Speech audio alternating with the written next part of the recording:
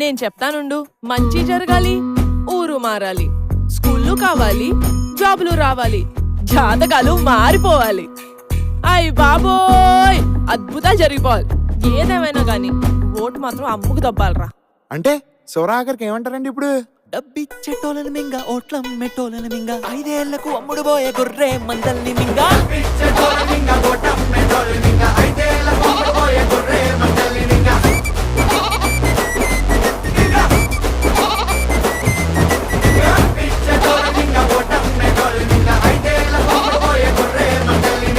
నాన్న మింగడం అంటే ఏంటి నాన్న?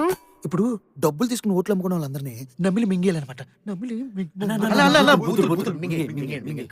ఓకే నాన్న.